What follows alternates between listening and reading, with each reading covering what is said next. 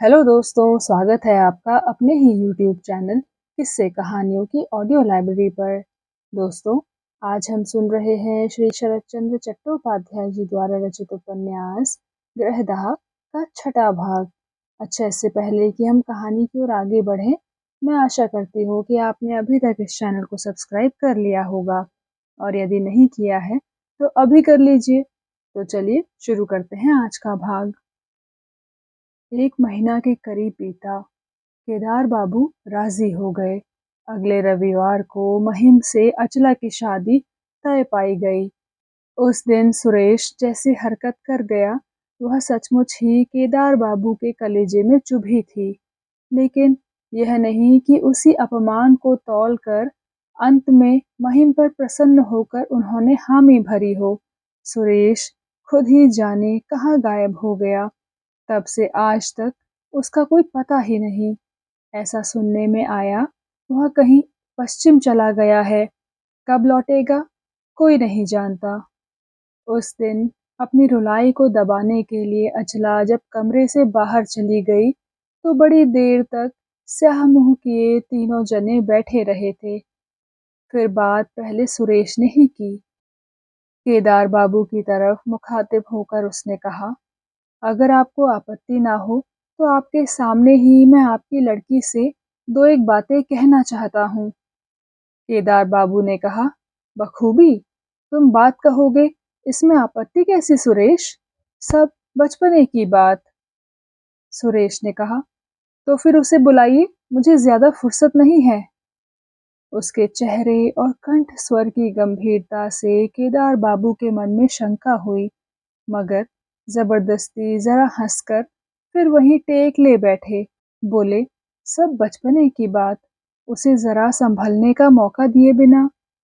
समझ गए सुरेश? यह प्लेग प्लेग के नाम से ही औरत का जी ठहराना सुना नहीं कि होश फाख्ता। समझ गए बेटे? किसी तरह की कैफियत पर ध्यान देने जैसी मन की अवस्था सुरेश की न थी। वह अधीर होकर बोल उठा, सच मानिए, इंतजार करने का मुझे बिल्कुल अवकाश नहीं। केदार बाबू बोले, सो तो है, सो तो। अरे कौन है? कहकर उन्होंने आवाज दी। कनखियों से महिम को देखा। महिम ने खड़े होकर नमस्ते की और चुपचाप बाहर चला गया। केदार बाबू खुद जब अचला को बुलाकर ले आए, तब पश्चिम के झरोखे दरवाजे से तीसरे पहर के सूरज की रंगीन किरणें कमरे भर में बिखर गई थी। उस आभा में निखरी हुई इस युवती के दुबले छरहरे बदन की ओर देखकर पल के लिए सुरेश के कुढ़े मन में एक मोह और पुलक का स्पर्श खेल गया, लेकिन वह स्थायी न हो सका। उसके चेहरे पर नजर पड़ते ही उसका वह भाव तुरंत काफूर हो गया। फिर भी उससे आंखें हटाते न बना। अपलक उसे देखते हुए स्तब्ध बैठा रहा। अचला के मुंह पर आसमान का प्रकाश नहीं पड़ रहा था, पर सामने की दीवार से छिटक कर आती हुई ज्योति में उसका मुखड़ा सुरेश को ब्रॉन्ज की कठोर मूर्ति सा लगा। उसने साफ देखा कि कैसी तो एक गहरी वितृष्णा ने उसकी सारी मधुरता, सारी कोमलता को सोख लिया है, और उसके मुख की एक एक रेखा तक को अडिग दृढ़ता से एक बारगी धातु की तरह सख्त कर दिया है। अचानक केदार बाबू के एक गहरे निश्वास के आघात से सुरेश चौंक उठा और सीधा बैठ गया। केदार बाबू ने फिर अपनी वही पुरानी बात दोहराई, सब पागलपन किससे क्या कहूँ, मैं सोच नहीं पाता। अचला को लक्ष्य करके सुरेश खासी गंभीरता से बोला, आप जो कह गई वही ठीक है। अचला ने सिर हिलाकर कहा, हाँ। सुरेश ने पूछा, इसमें कोई परिवर्तन की गुंजाइश नहीं? अचला ने सिर हिलाकर कहा, नहीं। खून के एक उबाल ने आग की लहक सा सुरेश के आंख मुंह को चमका दिया, लेकिन वह आवाज को संयत करके ही बोला, जब मेरी जान की ही कोई कीमत नहीं, तभी मैं समझ रहा था। उसकी छाती उस समय अंदर से जल रही थी। कुछ देर स्थिर रहकर वह फिर बोला, अच्छा, यह पूछता हूँ, मैं ही क्या पहला शिकार हूँ कि और भी बहुत से लोग जाल में फंसकर सिर मुड़वा चुके हैं? असह्य विस्मय से अचला ने आंखें बड़ी-बड़ी करके देखा। सुरेश ने केदार बाबू से कहा, सुना है बाप बेटी मिलकर शिकार फंसाने का व्यापार विलायत में नया नहीं है, मगर आपसे मैं यह भी कह देता हूँ केदार बाबू, आपको किसी दिन जेल जाना पड़ेगा। केदार बाबू चीख उठे, तुम यह सब क्या कर रहे हो सुरेश? सुरेश ने उसी दृढ़ता के साथ कहा, चुप भी रहिए केदार बाबू। नाटक का अभिनय बहुत दिनों से चल रहा है, पुराना पड़ गया। मैं अब इससे बहलने का नहीं। रुपए मेरे गए बला से, बदले में सबक भी कम नहीं मिला, मगर काश यही अंतिम हो। अचला रो उठी, बोली, आपने इनके रुपए लिए क्यों बाबूजी? केदार बाबू एक टुकड़ा सादा कागज के लिए इधर उधर हाथ बढ़ाते फिरे। आखिरकार एक पुराने अखबार को ही उठाकर चिल्ला उठे, मैं अभी हैंड नोट लिखे देता हूँ।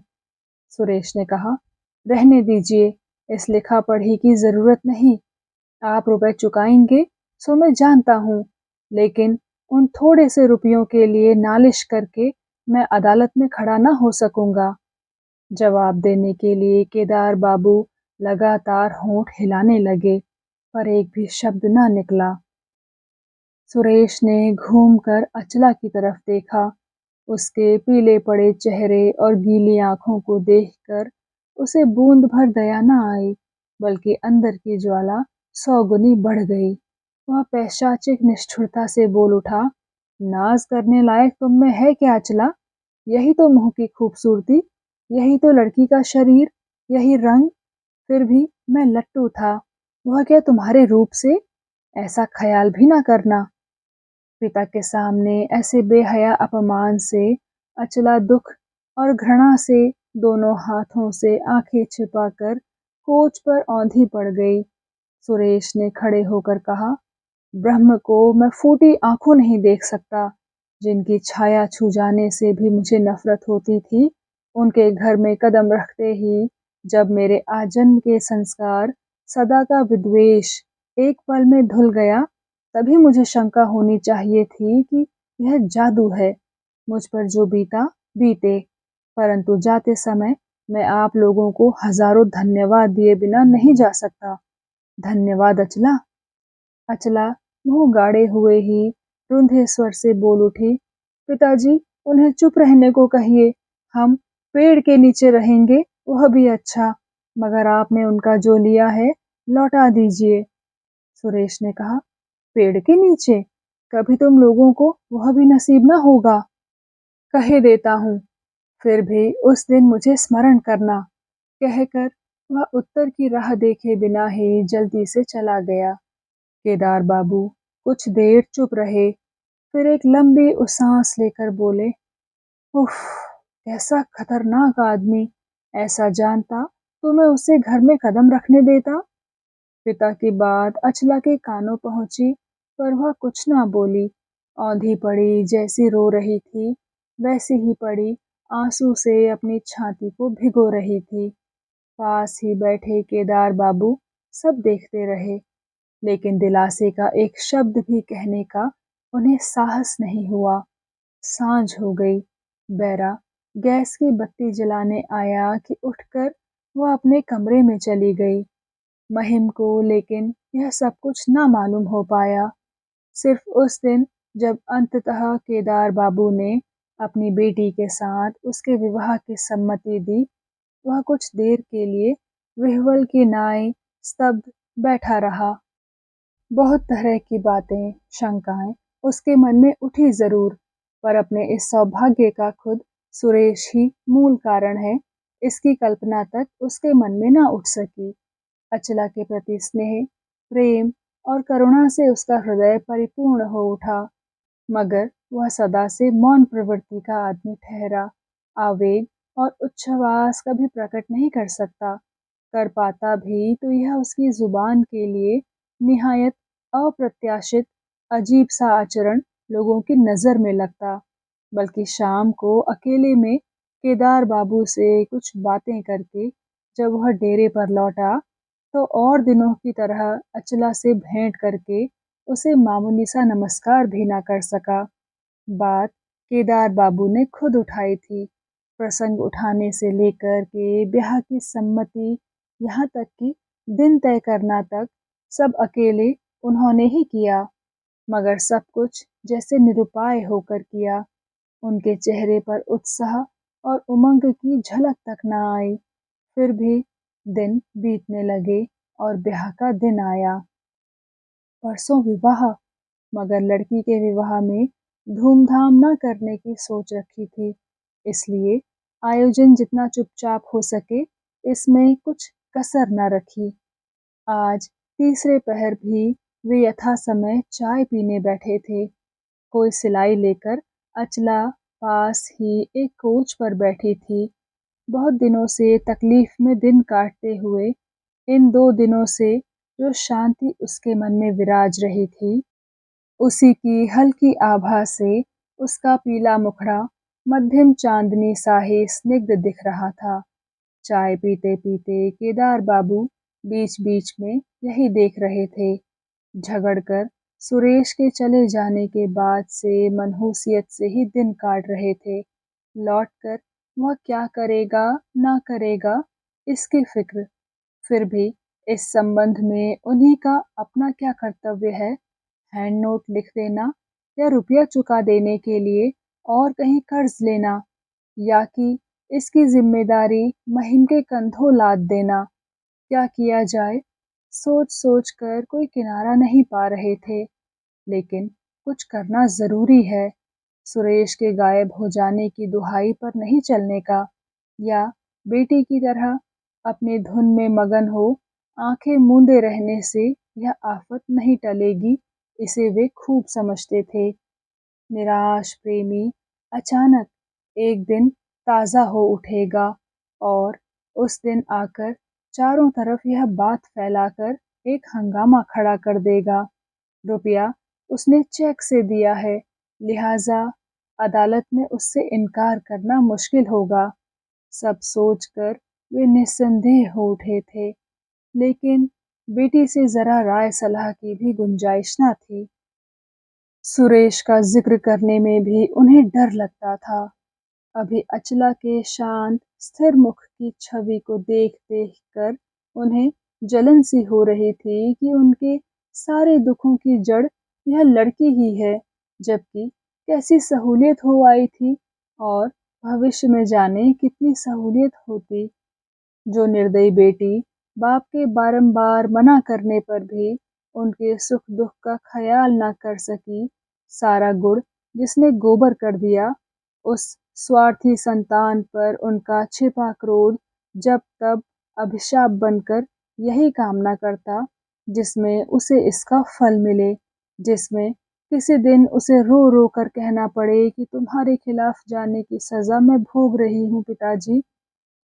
जहाँ तक लड़के का सवाल है, महिम सुरेश से कहीं अधिक वांछनीय है।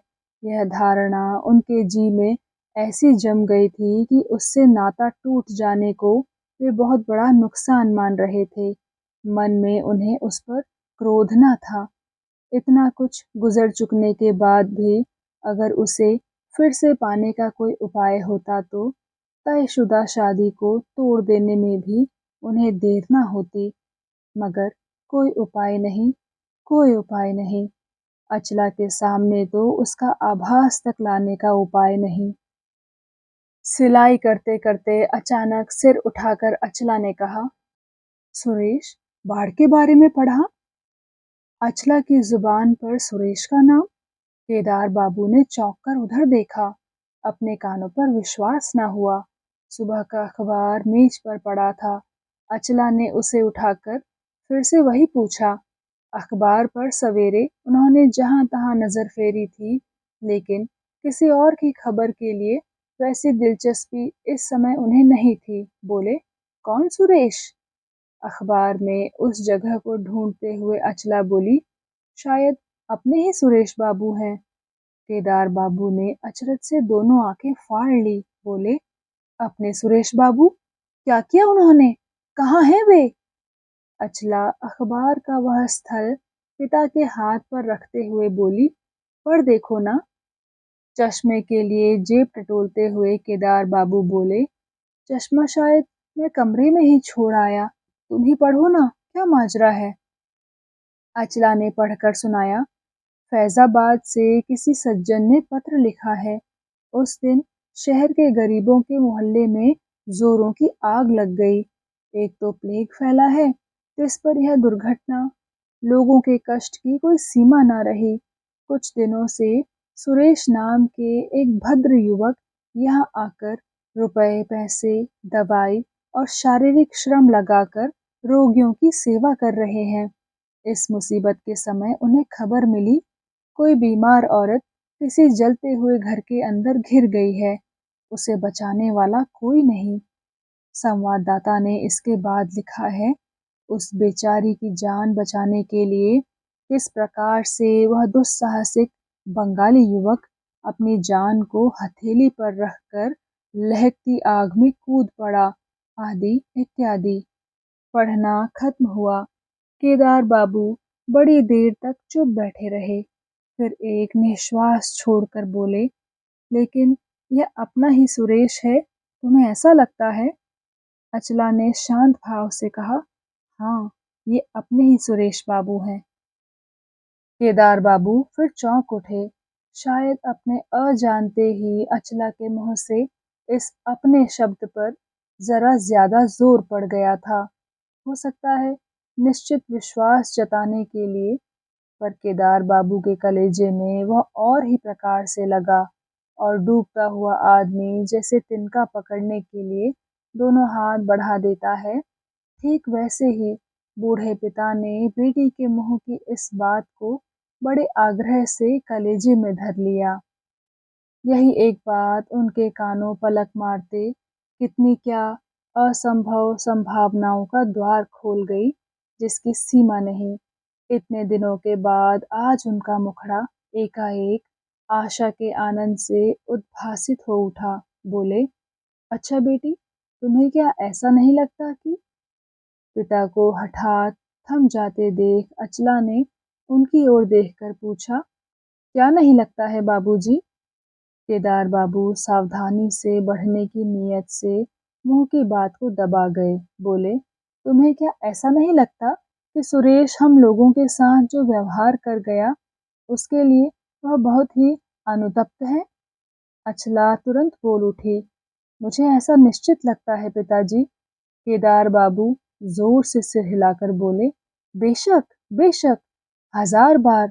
ऐसा ना होता तो वह इस तरह भाग ना जाता। कहाँ की एक मामूली स्त्री को बचाने के लिए आग में कूद पड़ा। मुझे ऐसा लगता है वह सिर्फ इसी अफसोस में जल मरने गया था।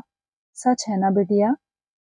पिता की बात के ठीक जवाब को टालकर अचला धीरे धीरे बोली, दूसरे को बचाने के लिए वे और भी कई बार अपनी जान खतरे में डाल चुके हैं। बात केदार बाबू को वैसी अच्छी ना लगी। बोले, वह और बात है अचला, यह तो आग में कूदना हुआ, मौत को सीधे गले लगाना। दोनों का फर्क नहीं समझती? अचला ने बात नहीं काटी, कहा, जी हाँ, सो है।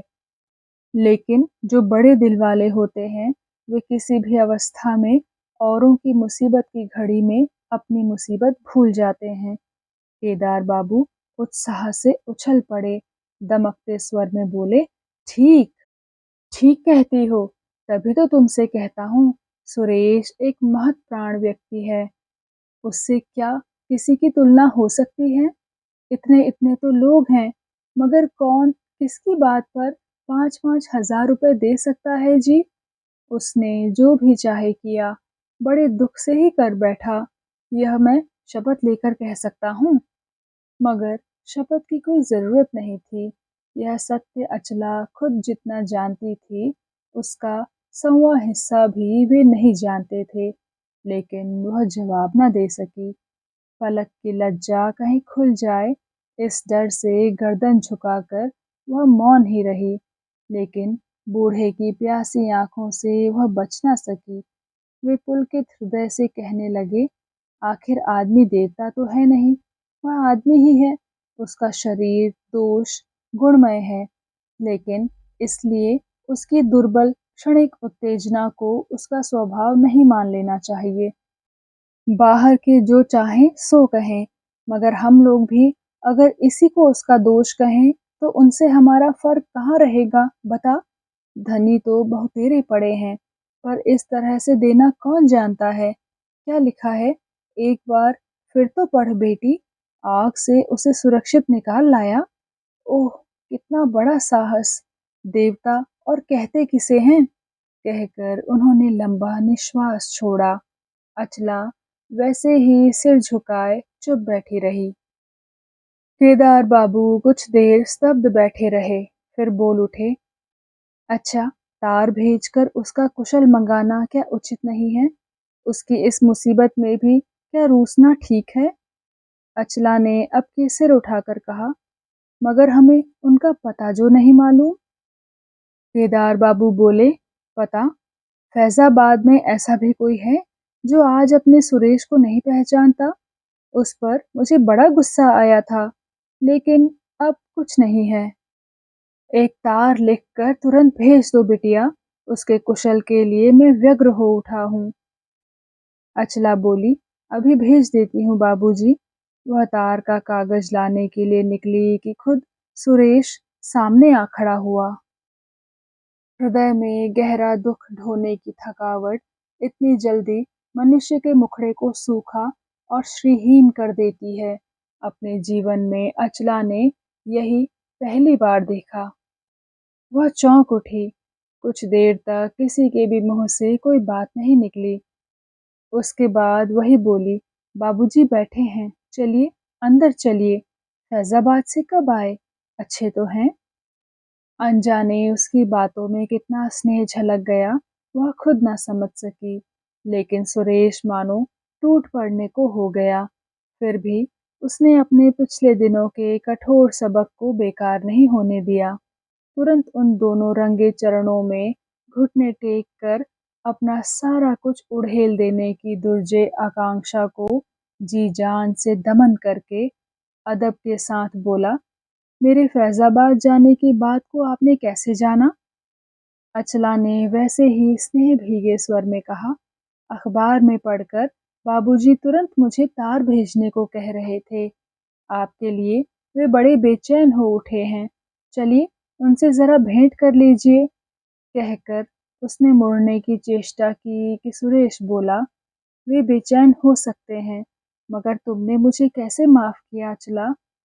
अचला के होठों पर हंसी की हल्की सी झलक दिखाई दी। बोली, उसकी मुझे जरूरत नहीं पड़ी। मैंने एक दिन के लिए भी आप पर गुस्सा नहीं किया। आइए, अंदर आइए। सुरेश ने जब बताया कि वह महिम के पत्र में शादी की खबर पाकर ही जल्दी जल्दी आ गया है, तो केदार बाबू शर्म से चंचल हो उठे, मगर अचला के भाव में कुछ नहीं झलका।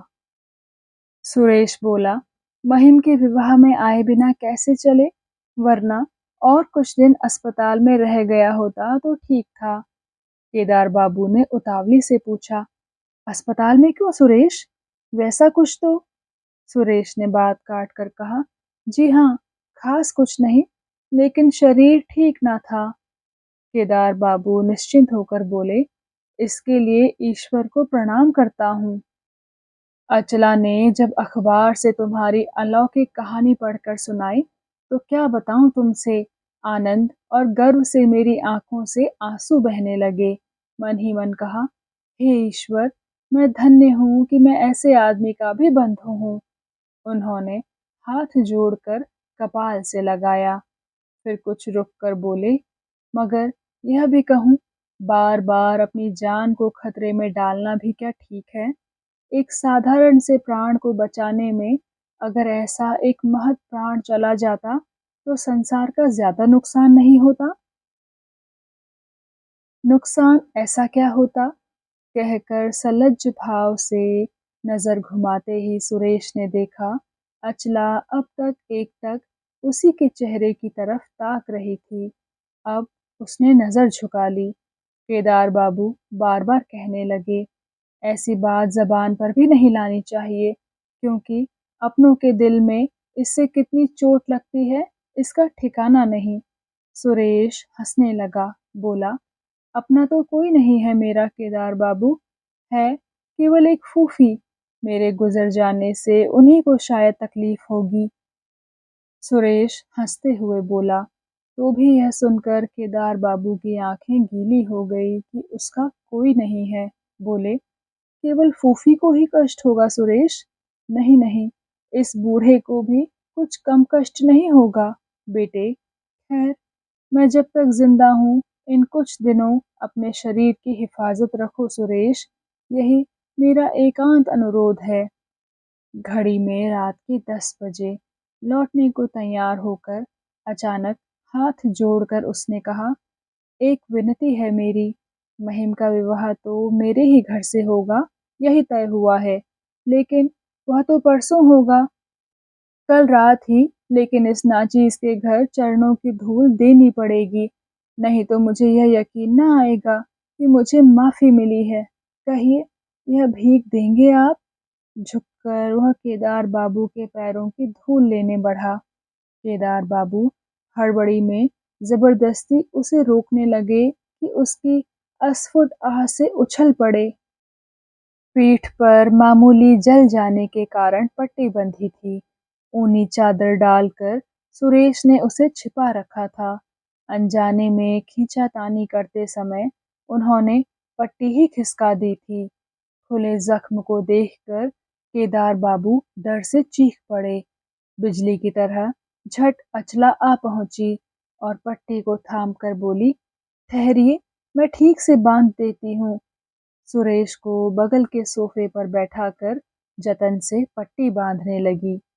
केदार बाबू धप से अपनी कुर्सी पर बैठ गए, आंखें बंद कर ली। बड़ी देर तक उनके मुंह से शब्द ही ना निकला। कोच की पीठ पर अपनी दोनों कोहनी टेक कर पीछे खड़ी हो अचला पट्टी बांध रही थी।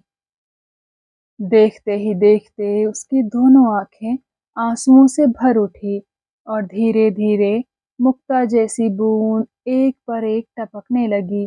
लेकिन सुरेश कुछ भी न देख पाया।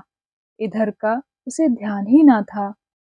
वह केवल निमीलित नयनों स्थिर बैठा अपने अपार प्रेम की अधिकारिणी के कोमल हाथों के करुण स्पर्श का हृदय में अनुभव करता रहा। किसी कदर अपने आंसू पहुंचकर बीच में अचला ने चुपचाप कहा, आज मेरे आगे आपको एक प्रतिज्ञा करनी होगी। सुरेश का ध्यान टूटा। वह चौंका, लेकिन उसने भी उसी कोमलता से पूछा, कैसी प्रतिज्ञा? अचला ने कहा, इस प्रकार से आप अपनी जान नहीं बर्बाद कर सकते। सुरेश बोला, लेकिन जान देने तो मैं जानकर नहीं गया था।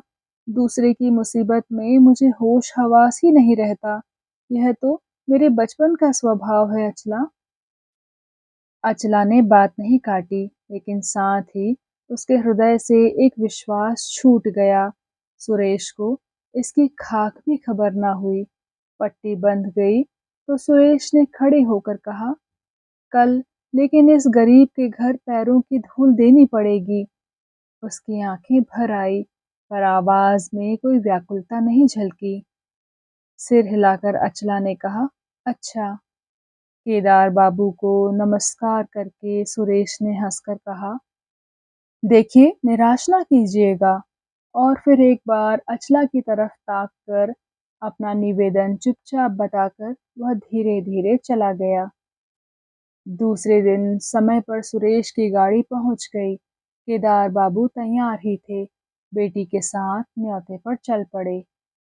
सुरेश के फाटक के अंदर दाखिल होते ही केदार बाबू दंग रह गए। सुरेश बड़ा आदमी है, यह मालूम था, लेकिन कितना बड़ा, केवल अंदाज से इसका अनुमान करते थे।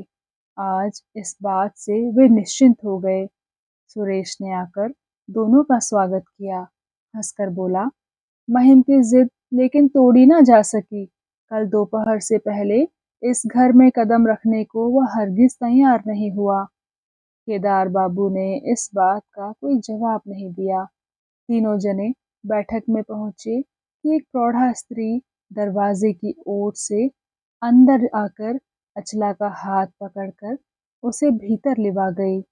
उनके कमरे के फर्श पर एक कालीन बिछा था।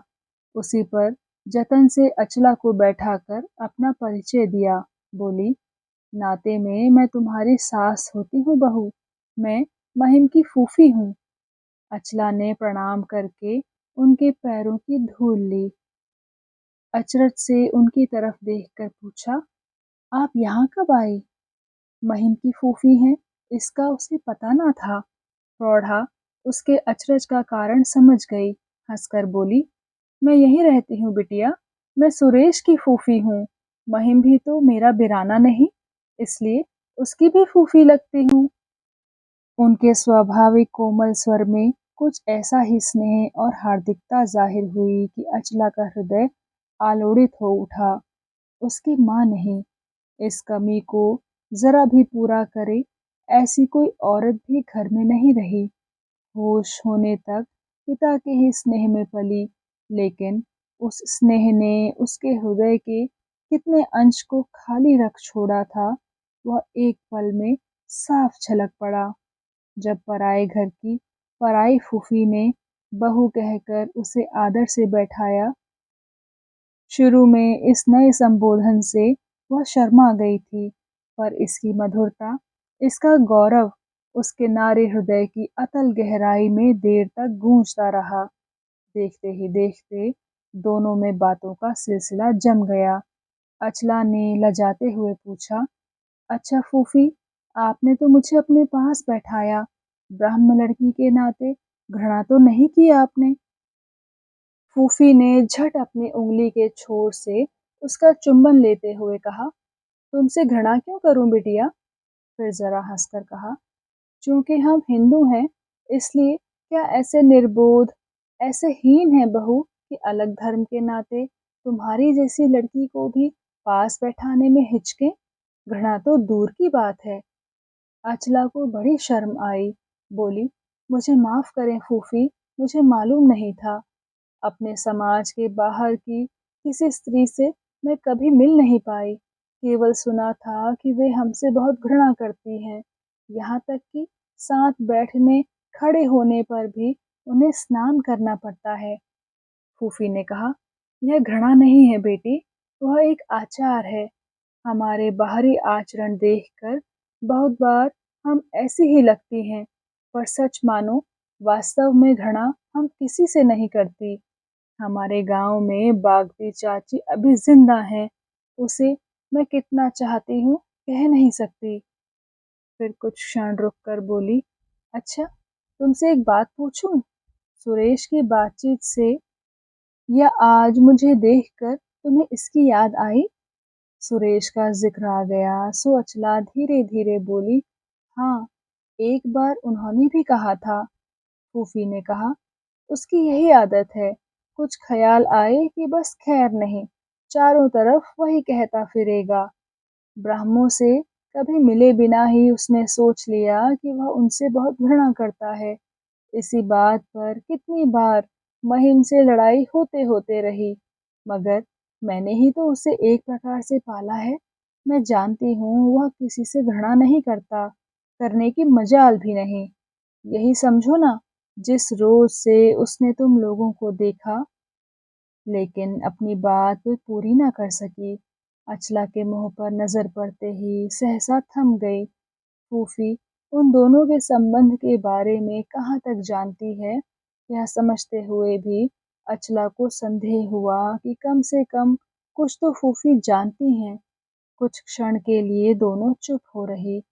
अपनी क्षणिक शर्म को दबाकर अचला ने दूसरी बात छेड़ दी। कहा, सुरेश बाबू को क्या आपने ही पाला था फूफी? आवेग विभोर होकर फूफी ने कहा, हाँ बेटी, मैंने ही तो पाला है। 2 ही साल की उम्र में माँ बाप को खो बैठा था। मेरा वह भार अभी तक सिर से नहीं उतरा। किसी की दुख तकलीफ, आफत मुसीबत वह सह नहीं सकता। प्राण की आशा भरोसा छोड़कर खतरे में कूद पड़ता है। मैं जो दिन रात किस कदर डरते डरते काटती हूँ, वह तुमसे क्या बताऊं बहू। अचला ने धीरे से पूछा, फैजाबाद वाली घटना सुनी आपने? फूफी ने गर्दन हिलाकर कहा, क्यों नहीं बहू, सुनी है। तभी तो भगवान से मनाती रहती हूँ, हे भगवान, इन आंखों अब मुझे वह सब ना देखना पड़े। माथे पर लात रखकर मुझे रसातल में मत बोर देना, यह मैं हरगिज बर्दाश्त नहीं कर सकूंगी। कहते कहते उनका गला रुंध गया। उनकी मातृ स्नेह से सनी उस कातर प्रार्थना को सुनकर अचला की आंखें सजल हो गई। करुण कंठ से बोली, आप मना क्यों नहीं करती फूफी? आंसुओं के अंदर से जरा हंसकर फूफी ने कहा, मना? मेरे मना करने से क्या होना है बेटी? जिसके मना करने से कुछ हो सकता है, मैं कितने सालों से उसी को तो खोजती फिरती हूँ। परंतु वह तो जिस तिस लड़की का काम नहीं जो उसे बचा सके, वैसी लड़की भगवान ना मिलाए तो मैं कहाँ पाऊं। अचला थोड़ी देर चुप रही। उसके बाद पूछा, आपकी पसंद की लड़की कहीं मिल नहीं रही है? फूफी ने कहा, तुमसे कहा तो बिटिया, भगवान ना मिलाए तो कोई कभी नहीं पाता।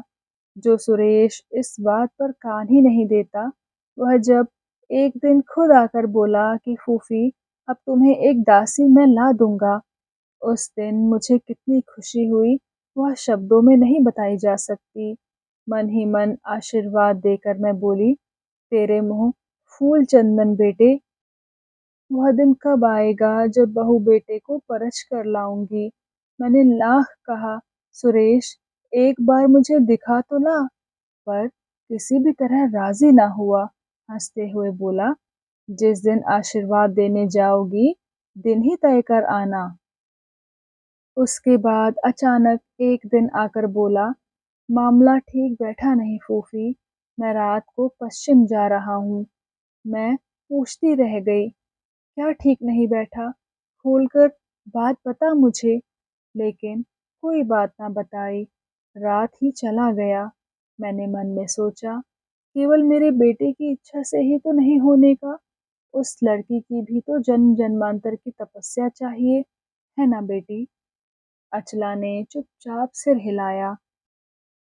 अब उसने समझा कि वह लड़की कौन है, फूफी यह नहीं जानती।